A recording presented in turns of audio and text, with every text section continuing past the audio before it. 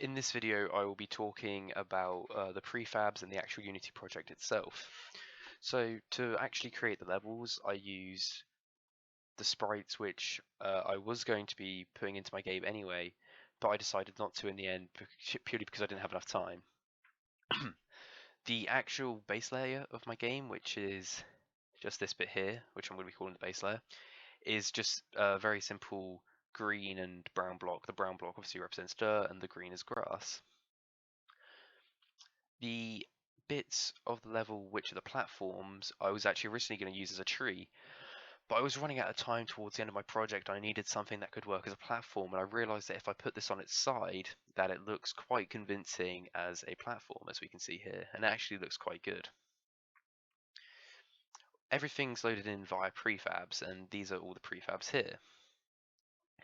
So for the levels, I simply had to create them and then make them into a prefab and then put them into the generation, which with my code, I can put as many in as I want and it will always load in the correct amount. So for example, if I had 100 levels, all I have to do is assign each of them a level piece number and they could be spawned in if they were chosen. So for example here, we have the level piece array, the size, which is 3 because I only could create 3 levels in my time constraint, and then I have the 3 levels. The way I actually created levels was fairly simplistic, and even though I'd actually had a problem at the beginning where I couldn't work out, and it's a really stupid thing because I don't know why I couldn't work it out, but I was trying to make this all into a single level, and I was trying to drag it into here, create a prefab. Then I realized that if I just put them under a single game object like this, and then I can drag whatever I want to under it, and then I can make this into a prefab like that.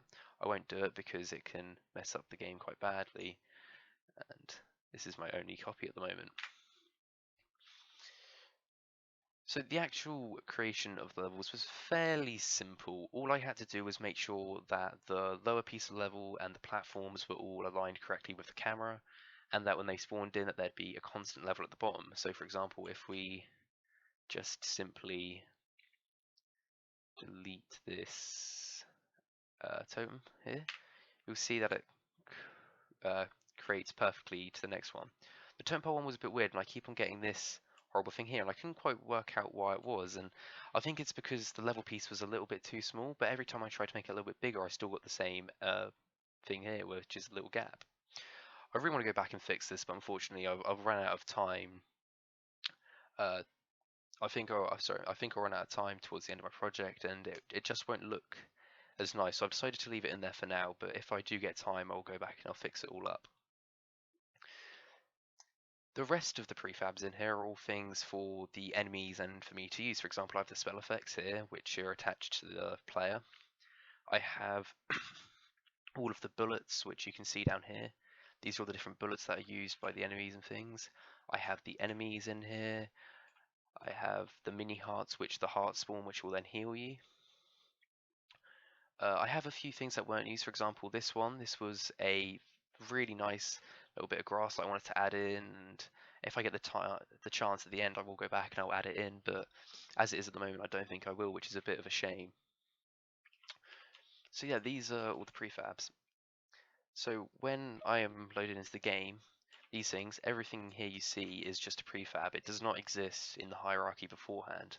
The reason I chose to do it this way rather than trying to create new objects through script is because this makes it so much easier for me, and especially for Unity, because it can remember all the things.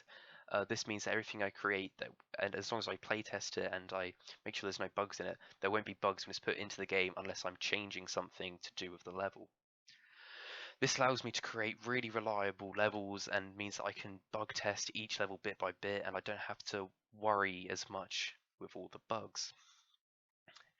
Everything, as I was saying, is all loaded in through the generation, and then there's scripts inside the levels which will then load up the bits that I need.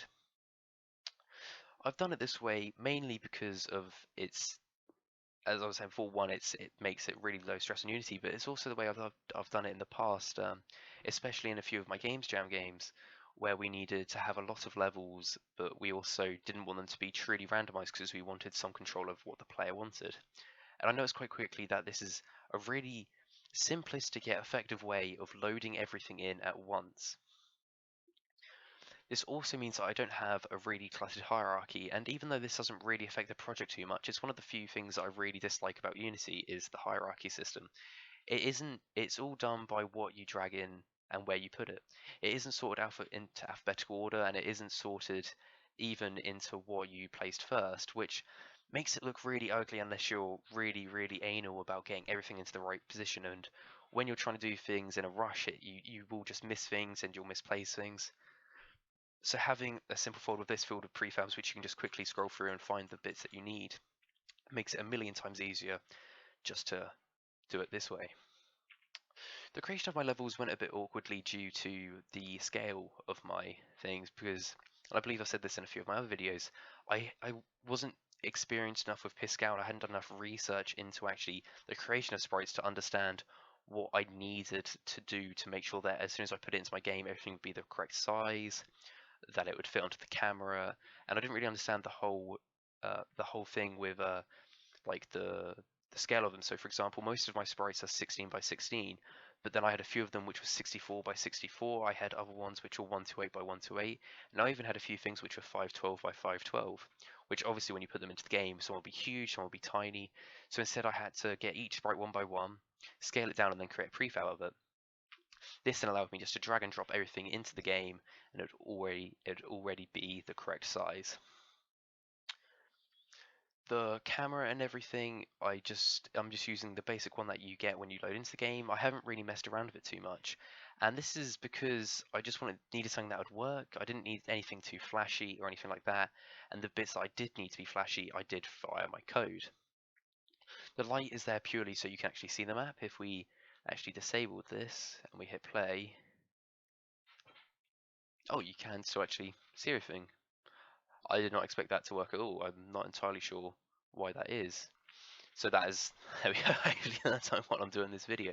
But I'm decided to have the light on in my final release because it looks so much better with the background. The canvas and the text is all very, very simplistic as well. All I've done is made a canvas, which is the UI. I've then made it scale with the screen size, which is 1920 by 1080.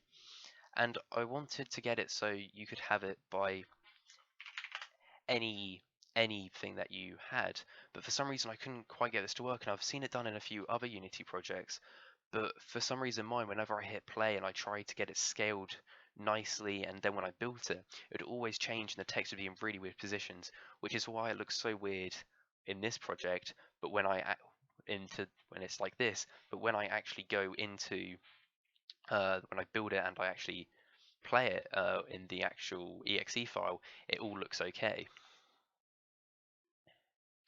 As I was saying, this is all changed as soon as we're loaded in, and it changes the health and everything. This is just here so I knew how many lines I have spare to keep on creating things.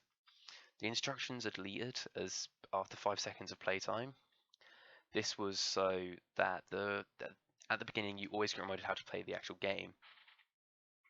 Even though I would have liked to have an instruction screen, I don't think I'm going to have the time to get around to add it, so I just put this in very simply so the player can learn how to play off the get-go. And it also means that the time from getting into the game and actually playing the game is very minimal because all you have to do is load it up and you're instantly in there, you're instantly having fun, and you're already progressing throughout the game. I think putting in things like this into games is really useful as well because as it's deleted after a while, you can't go back and check it, which means that if you need to find out a new control, you have to die, which means you pay more attention to it and then it goes away and you can try out new things. It also allows the player to explore the different buttons of the keyboard and try and work out what different things do. And I quite like this because it allows for the player to have almost not an adventure as such, but more of an experience with trying to get a feel for the keyboard and how the keys are laid out. And this is a design choice that I've chosen, and I'm really happy I did because I think now that it's all done, that and I've also had this in some of my peer feedback as well, is the fact that it just feels nice to not have to constantly look up controls because everything feels quite natural already. Thanks for watching. This was my Unity project go through. Thanks a lot.